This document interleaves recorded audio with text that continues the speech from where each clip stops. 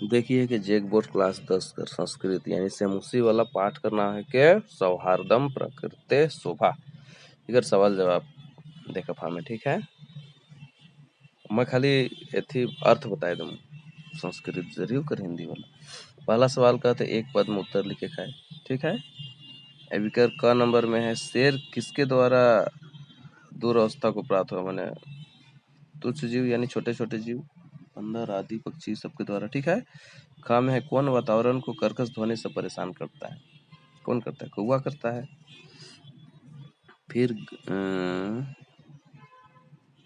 क नंबर में है काक चेष्टा वाला विद्यार्थी कैसा माना जाता है, आदर्श विद्यार्थी माना जाता है। फिर घ नंबर में कौन अपने को बलशाली विशालकाय और पराक्रमी कहता है, हाथी कहता है।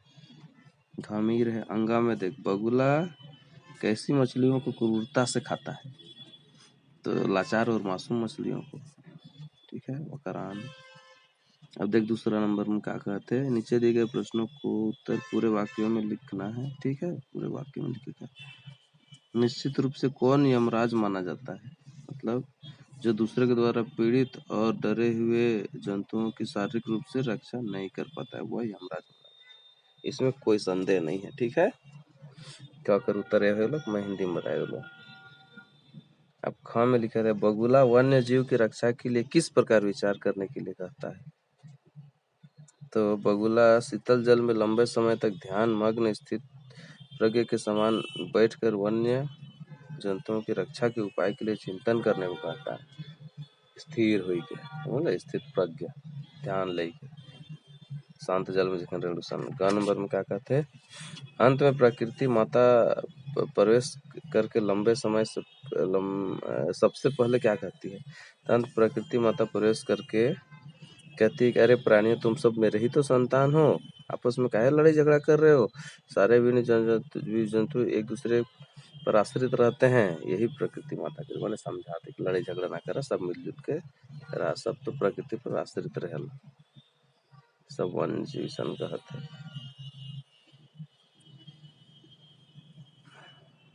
प्रकृति माता प्रवेश करके सन कहते ठीक है। घ नंबर में क्या कहते हैं, यदि राजा सही नहीं होता है तो प्रजा का कैसा विनाश होता है, कर उत्तर है यदि राजा सही नहीं होता तो प्रजा नाविक रहित नाव की तरह डूब जाता है। जिससे नौका में अगर नौका चलाए वाला नहीं तो नौका डूब जाए, नहीं से लगे डूब जाएगा, उसन स्थिति हो जाएगा।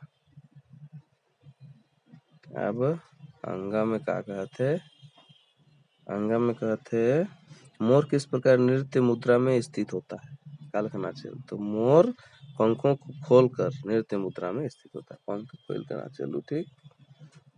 अब 4 नंबर अंत में सभी मिल करके किसका राज्याभिषेक करने के लिए तैयार होते हैं, तो अंत में सभी मिल करके उल्लू का राज्याभिषेक करने के लिए तैयार होते हैं। उल्लू का राजा बना आपको राज्याभिषेक करे चाहें ठीक।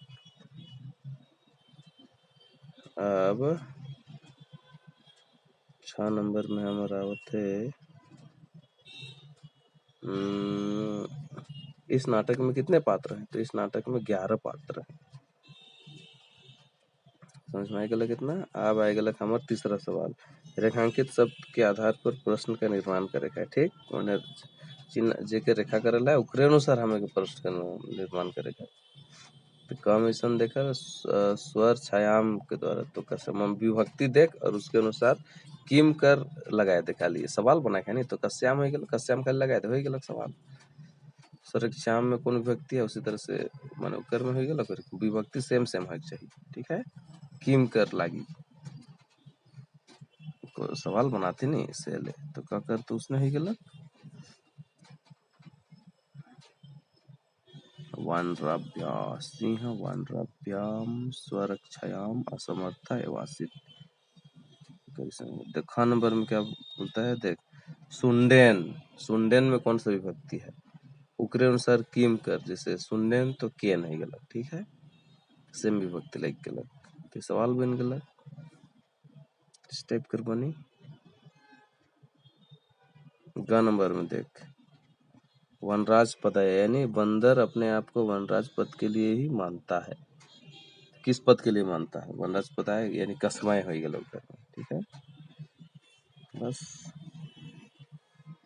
फिर घ नंबर में है प्रकृति, यानी मोर की नाचना प्रकृति की आराधना है। ठीक है, मोर की नाचना किसकी आराधना है? प्रकृति और कस्या दोनों सेम विभक्ति। ठीक, फिर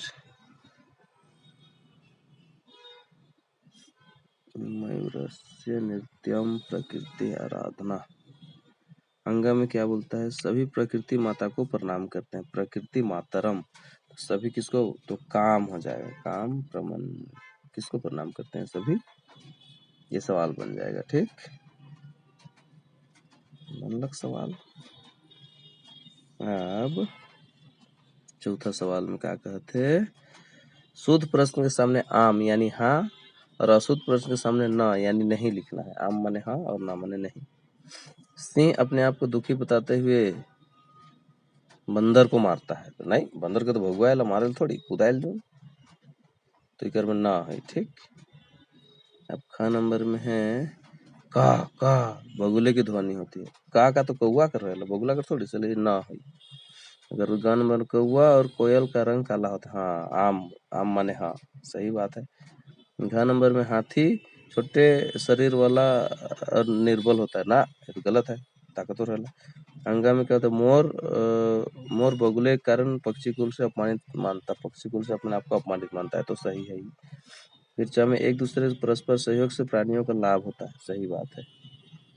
एक दूसरे के परस्पर सहयोग से प्राणियों का लाभ होता है, च नंबर में, तो सही है। पांचवा सवाल के उचित शब्दों के मेल से रिक्त स्थानों की पूर्ति करना। कर्मदेल है ना, छाट छाट के रिक्त स्थान के भरे खाए। तो भैर के अर्थ बताए तुमने। कौवा पवित्र और अपवित्र खाने वाला होता है, शाकाहारी मांसाहारी दोनों खाने वाला होता है। ठीक है, तो इकर मध्या भक्षक हो जाए। ठीक है, फिर ख नंबर में हो जाए कोयल दूसरों पर आश्रित रहने वाली कही जाती है, तो पिका पर भृता। ठीक, पिका पर है दूसरे पर।